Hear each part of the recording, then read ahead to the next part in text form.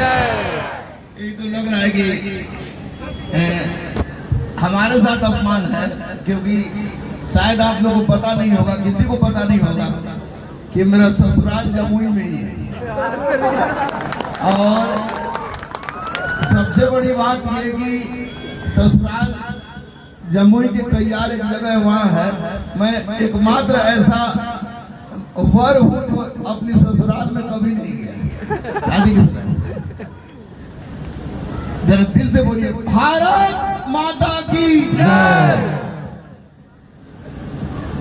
देखिए जरा आप लोग गौर सुनिए, जितने बच्चे हैं गौर से सुने। गार्जियन लोग तो सब जानते ही हैं, करते नहीं है पहले। दूसरी बात, मैं गायत्री परिवार से प्रत्यक्ष रूप से भी जुड़ा हुआ हूं और आत्मिक रूप से भी जुड़ा हुआ हूं। और गायत्री मंत्र की महत्ता भले ही लोग पंडित जी लोग बताते होंगे कि ऋग्वेद के तीसरे मंडल में विश्वामित्र जीता है, फलाना है, ठिकाना है, ये बताते होंगे। ये किताब की बातें हैं। हमारे अनुज तिवारी जैसा कोई एसपीएम बनने के लिए जरूरी है, सफल होने के लिए जरूरी है। मैं जो बोलूंगा सच बोलूंगा, और गायत्री परिवार में झूठ का कोई गुंजाइश ही नहीं है। जहाँ गायत्री सब चला है वहां पर शिक्षा का संपर्क हो जाता है, और वहां झूठ नहीं, जो बोलूंगा सच बोलूंगा। सच बोलने का आदि हूँ, शादी खराबी है। और यही कारण है कि अभी सिपाही के NCL EWS में, बीपीएससी के नॉर्मलाइजेशन में, आपको बीपीएससी के अभी री एग्जाम के लिए 6-7 को FIR हो गया है। परमार साहब को हमने बोल भी दिया, अध्यक्ष महोदय को, सचिव महोदय को, कि माफी तो नहीं मांगेंगे, मर जाएगा, माफी नहीं मांगेंगे। और डरते तो हम किसी के बाप से नहीं है, बजरंगबली को छोड़ के। ये तो लगता है अगर कोई डरता है, मैं डरता हूं तो बजरंगबली को छोड़ के किसी के बाप से नहीं डरता हूं। ये होता है, सिस्टम भी जानती है, सब कुछ जानती है। दो चार बातें मैं बोलूंगा अपनी संस्कृति से संबंधित भी, अपने सनातन संबंधित भी, और आज के परिवेश से भी संबंधित, कि निश्चित रूप से आज किस दौर में हम गुजर रहे हैं, किस दौर में हम गुजर रहे हैं। क्योंकि एसपीओ साहब तो अनुमंडल के युवराज हैं, उनको दूसरा चीज देखना होता होगा, लेकिन हम लोग बच्चों की गतिविधि को देख रहे हैं। तो एक बात मुझे कहने में तनिक भी संकोच नहीं है, ना ही भय, कि हिंदुस्तान की इस सरजमी पर रहने वाला चाहे कोई हो, हिंदू, मुस्लिम, सिख, ईसाई, ओल्ड, गोल, जो भी हो, वह सबसे पहले हिंदू है। और हिंदू कोई धर्म नहीं है, हिंदुत्व कोई धार्मिक विचारधारा नहीं है। हिंदुत्व एक जीवन जीने की शैली है, एक तरीका है, इंसान को इंसान बनाने का तरीका है, भाई के साथ संबंध को निर्धारित करने का, पति का पत्नी के साथ, पिता का पुत्र के साथ, माँ का पुत्र के साथ, बगल वाले का साथ। और यहाँ तक की इतनी बड़ी बात कि वसुदैव कुटुंबकम कहने में भी हम नहीं कतराते हैं, क्योंकि वसुदैव कुटुंबकम हमारे संस्कार की है, हमारे सनातन की है, हमारे स्पाइनल कॉर्ड की है, जिसे हम ऋग्वेद कहते हैं। एक मैं ऋग्वेद का सुधारती हूँ, महामना पंडित मदन मोहन मालवीय के गुरुकुल का शिष्य होने का शिष्य हूँ। इसमें हिंदू होंगे, मुस्लिम होंगे, मुझे कोई फर्क नहीं पड़ता, बैकवर्ड हो, फॉरवर्ड हो, एससी हो, एसटी हो, ओल्ड हो, मुझे कोई मतलब नहीं है। क्योंकि मेरा पूरा नाम मोतीउर रहमान खान था, बाद में डॉक्टरेट के तो डॉक्टर रहमान खान हो गया, फिर डॉक्टर रहमान हो गया, और 2007 में APJ अब्दुल कलाम ने मुझे गुरु की उपाधि दी और मैं गुरु कहलाने लगा। तो ये मेरे लिए गर्व की बात है। मेरी पत्नी का नाम अमिता कुमारी है, मेरी बेटी का नाम अदम्य अदिति है, मेरा बेटा का नाम अभिज्ञान अर्जित है। ये तीनों विशुद्ध हिंदू हैं और मैं विशुद्ध भारतीय हूँ, यही अंतर है, सब में यही अंतर है, इसलिए कोई बात नहीं। दूसरी सबसे बड़ी बात कि मियाँ हिंदू बाद में लड़े, हमारे मरने के बाद उस समस्या का भी निराकरण कर दिए हैं कि मैं विश्व का प्रथम सो कॉल्ड मुस्लिम हूँ जिसने अपना संपूर्ण शरीर मरणोपरांत दधीची देदान समिति को दान कर दिया है। यानी जाऊंगा जाऊंगा जाऊंगा। लोग कहता है कि जीवन दोबारा नहीं मिलती है, मैं कहता हूँ कि गुरु रहमान मरेगा ही नहीं, क्योंकि जब मरेगा तो 8 को रहमान जिंदा करके जाएगा। किसी में दिल धड़केगा, किसी में तन धड़केगा, किसी में गोल धड़केगा। मैं 47 साल का बूढ़ा हो गया, लेकिन 65 बार मैंने रक्तदान किया है। एक बात बता दे बेटा, स्पष्ट आज की स्थिति, हम लोग बड़े बड़े विद्वान, बड़े बड़े मनीषी, बड़े बड़े वो लोग हमारे सनातन को इतना छोटा कर दिए हैं कि कहते हैं कि सनातन धर्म की जय हो। अरे भैया, सनातन धर्म है ही नहीं। कोई पंडित जी भी लोग होंगे तो हमसे डिस्कशन करेंगे, I am ready to discuss anything. Sanatan is not religion, सनातन माँ है, सनातन वृक्ष है, और उस माँ के गर्भ से, उस वृक्ष से जितनी भी तनाएं निकली हो, चाहे यहूदी हो, सिख हो, ईसाई हो, इस्लाम हो, बुद्धिज्म हो, जैनिज्म हो, आजीवक हो, केस्टमलिन हो, जयश्री हो, या जो भी हो, गोसाल हो, वो सब इसी सनातन के गर्भ से निकले हैं। केवल और केवल भारत में नहीं, अपितु संपूर्ण ब्रह्मांड में। अगर किसी को भी इसमें संशय है, किसी को दिक्कत है, तो हम जाकर डिस्कस करें, कोई दिक्कत डिस्कस करें। देखिए एक बात, हम लोग हिंदू मुस्लिम के पजामा में नेता लोग कर देता है कि गाय घोड़ा मंदिर मस्जिद मियाँ टिया बैकवर्ड फॉरवर्ड, ये सब उल्लू बनाने का साधन है बेटा, शानदार साधन। मैंने एक चीज देखा है कि आज के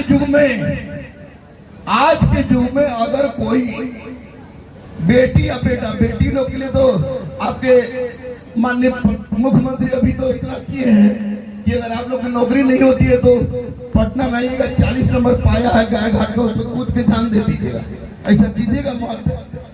लेकिन बहुत बड़ी अपॉर्चुनिटी, 38% आप लोगों रिजर्वेशन है महिलाओं को, लड़कियों को। आज मैं 94 से पढ़ा रहा हूँ, पार्ट 1 से। आज और कल में 2-4 अंतर मैंने देखा है।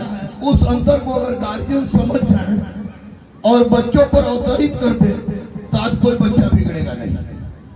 पहला अंतर हमने देखा है कि हम लोग जिस स्कूल में पढ़े हैं उसका नाम विद्यापीठ था, विद्यापीठ से यूनिवर्सिटी गया।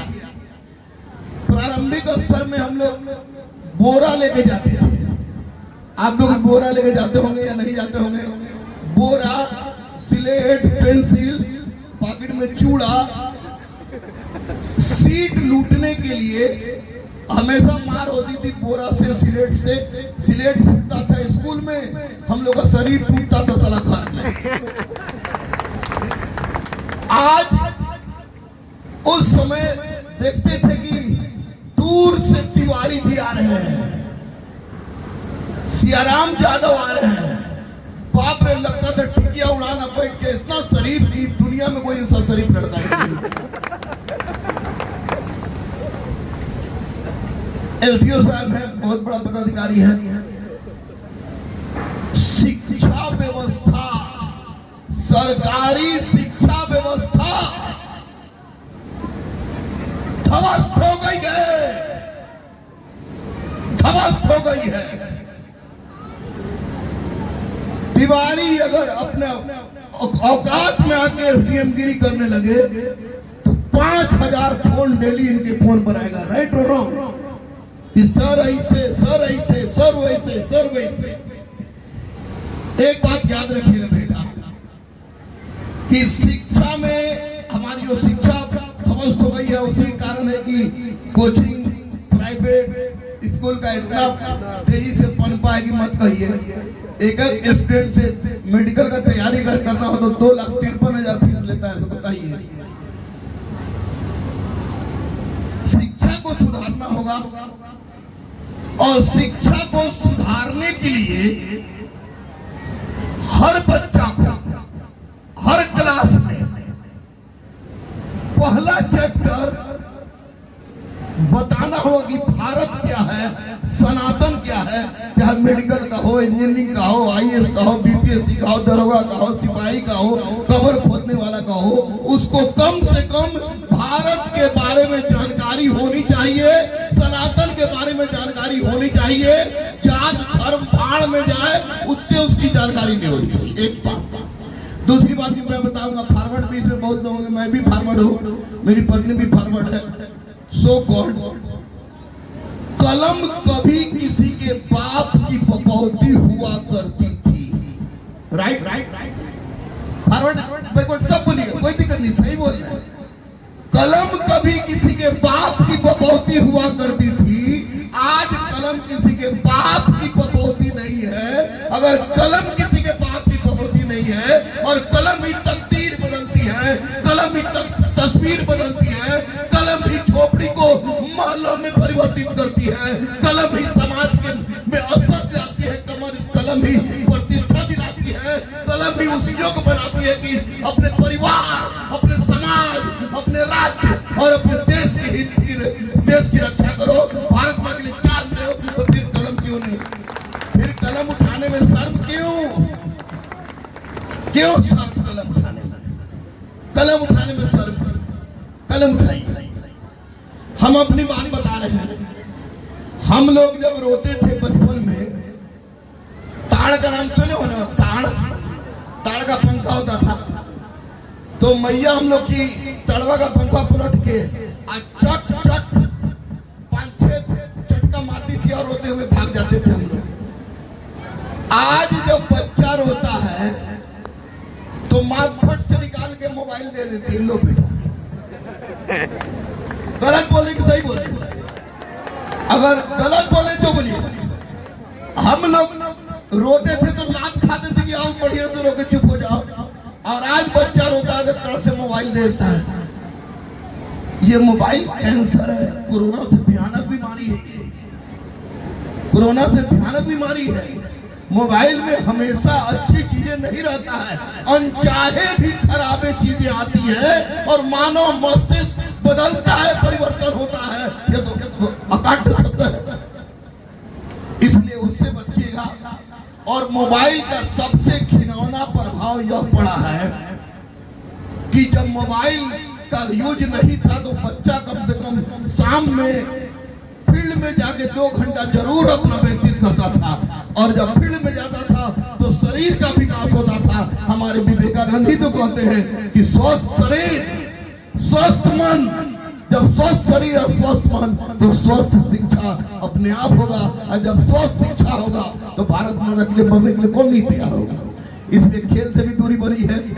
दूसरी बात, माँ बाप अपनी उस ड्यूटी को पूरा नहीं करते। माँ बाप सोचते हैं कि पैसा दे रहे हैं, भर पैसा। अगर गांव में गया है, जैसे तिवारी जी आए होंगे आईएएस की तैयारी करने, मैं जानना हूँ जिस तरफ से एसडीएम बने। अब तिवारी जी एसडीएम बनेंगे, उससे पहले इनके गांव में बहुत सारा गैंगमैन, सिपाही, दरोगा बना होगा। तो इनके पिताजी शायद नहीं बोलते होंगे, बौद्धिक होंगे, तो बोलते होंगे देखा फलानवा के बेटा बन गए, तू कब तक पढ़वा? क्या कहिए? अरे भैया इसको आईएएस बनना है, इसको एसडीएम बनना है। अब गैंगमैन से तुलना करके बेचारा टेंशन में। इसलिए उस तरह के जो भी बच्चे हो, डायरेक्ट विरोध करना माँ बाप का। जो बोले कि फलानवा का बेटा सिपाही बन गया, तू लटकल बढ़े, जब लोगों का विरोध करना। और आप लोग भी कम से कम बच्चों को मत कहिएगा, और बाप और भाई तो बेटी को जरूर पढ़ाइएगा। दूसरी बात मैं बता दूं कि आज जो सबसे बड़ी बुरी चीज हमारी व्यवस्था में है, मैं नीतीश जी का कभी भी विरोध नहीं करता हूं एक मामले में लेकर, शराबबंदी को लेकर। अब आप कहिएगा कि फिर भी शराब बिकता है, अरे भैया 302 का धारा भी है, फिर भी मर्डर होता है ना। अब कोई खाना और शराब पीने के लिए व्याकुल रहे तो उसको कोई रोक सकता है? नहीं रोक सकता है। लेकिन रोड पर वो नहीं खाएगा, रोड पर न किसी की औकात है दारू लेके चलने की, ना पैखाना खाने की, खाएगा। और मैं समझता हूँ कि दोनों में लोग एक ही तरह का चेहरा बनाते हैं, इसका मतलब दोनों का टेस्ट एक के जैसा होगा। इसलिए अगर जो यूज करते हो छोड़ दीजिए प्लीज। आज आप बहुत दूर से चल के आए हैं, अगर हम इतना जरूर मांगे कि नशाबंदी छोड़ दीजिए बड़े लोग, और अपने बच्चों पर ध्यान रखिए, क्योंकि बच्चे क्षणिक तनाव से दूर होने के लिए तरह तरह के सूखा नशा का प्रयोग कर रहे हैं। उड़ता पंजाब रहने दीजिए, उड़ता बिहार और उड़ता जमुई, उड़ता झाझा मत बनाइए। मुझे पता चला है कि बहुत लोग सोल्यूशन भी पीते हैं, बहुत लोग गोदी गोदी पीते हैं, गोदी गोदी पीते हैं। तो कम से कम इस तरह का एसडीएम जहां हो उस क्षेत्र में उड़ता बिहार, उड़ता जमुई, उड़ता झाझा नहीं बनने दीजिए और कंट्रोल कीजिए। देखिए क्या कर रहा है, क्या नहीं कर रहा है। मेडिटेशन की बात मनीष सर बोले, मेडिटेशन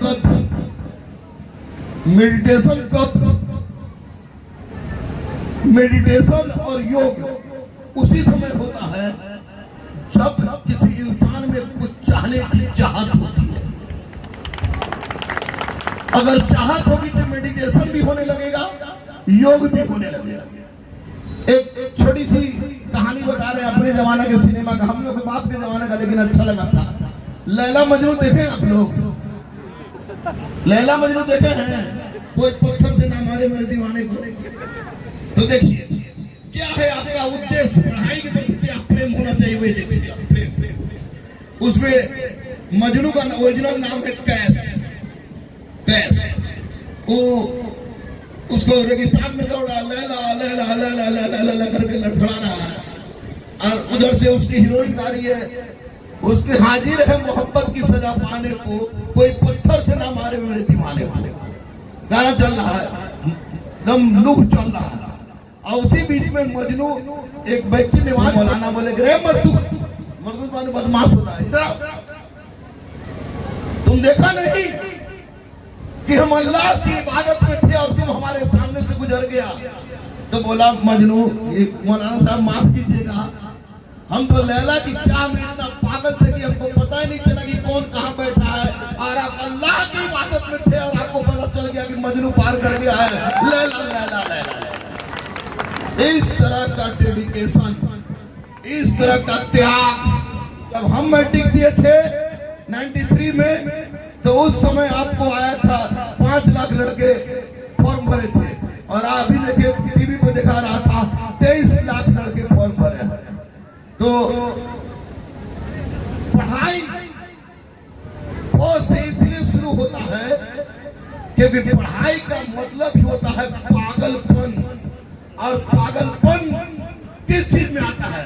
प्यार में, प्यार में, प्यार में। कवित्वा सुनित्वा और सुनवा के लिए नहीं, अपने जिंदगी के लिए प्यार। सुनते हैं ना, सुनते हैं कि इसमें नींद उड़ जाती है, सुनते हैं कि इसमें नींद उड़ जाती है। कोई हमसे भी इश्क करा दे, मुझे नींद बड़ी आती है।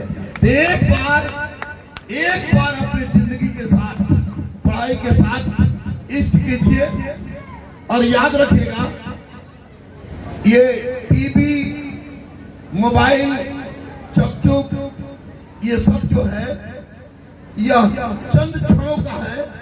और अभी जो आपके अभी एफडीओ साहब बोल रहे थे, किशोर अवस्था से ज्यादा नहीं गए हैं आप। एक समय ऐसा आएगा, अगर जो बच्चा, मैं बोल रहा हूं, मैं गुरु रहमान बोल रहा हूं, बजरंग बली हमारे इष्ट देव है, और आज तक जिसके माथे पर मैंने जो लिखा है उसको हुआ है। मैं बोल रहा हूं, आज से जो लड़का 9-10 का जो हो, या 8 का 8, 9-10 का हो, अगर वो लड़का 10th पास कर गया हो, कमीशन की ओर जाना चाहता हो तो वो लड़का सबसे पहले 9th 10th का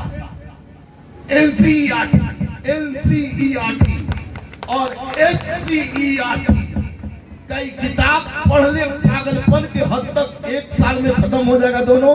1 साल में दोनों जब खत्म होगा तो उसके बाद जो थोड़ा सा जो पढ़ना होगा करंट अफेयर तो पढ़ते रहिए, नौकरी पक्की है।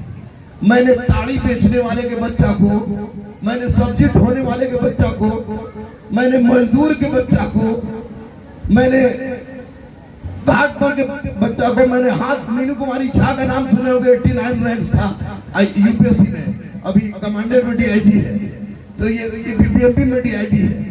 उस तरह के गरीब बच्चों को मैंने सफल होते देखा है। मैंने ये नहीं सुना है कि सिकंदर, केवल सुना है कि सिकंदर विश्वजीत ने निकला था, उसके बारे में बहुत कुछ नहीं कर सकता, लेकिन मैंने कमजोर से कमजोर परिवार के बच्चों को कलम के बल पर पूरे खानदान की तकदीर बदलते हुए देखा है। गायत्री मंत्र के, गायत्री इस परिवार के अवसर पर कोई व्यक्ति झूठ बोल ही नहीं सकता। यह स्पष्ट रूप से ऋग्वेद के 3रे मंडल में विश्वामित्र के मुंह से उद्घाटित शब्द है। मैं बोल रहा हूं, फिर आप क्यों नहीं आप क्यों अपनी तकदीर आप नहीं बनाएंगे? भारत माता की जय और वंदे मातरम कहने से क्या भारत राष्ट्र की रक्षा होगी? जरा खुल के बताए कोई कि चिल्लाए भारत माता की जय और वंदे मातरम, उससे हमारे भारत माता की रक्षा होगी? कदापि नहीं। भारत माता की रक्षा के लिए यजुर्वेद और आपस्तंभ के गृह सूत्र के उन 3 चीज को अपनाना होगा। स्वयं के प्रति तुम्हारा क्या कर्तव्य है, यानी अपने आप को उन तमाम बुराई से दूर रखो।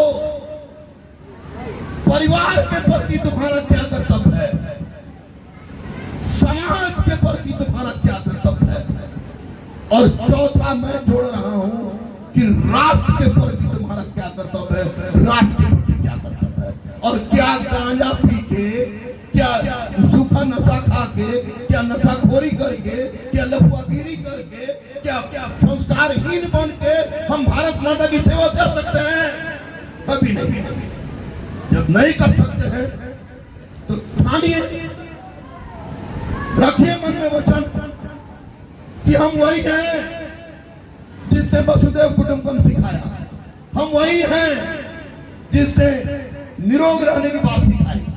ये सारी बातें को जानिए, समझिए और भारतीय सनातन संस्कृति के परिपाटी के तले एक मानचित्र बनाइए, बचाइए, अपनी संस्कृति को बचाइए और आधुनिकता को अपनाइए, पश्चिमीकरण का त्याग कीजिए। फिर कभी मौका मिलेगा मैं जरूर आऊंगा। तब तक जय भारत, भारत माता जय।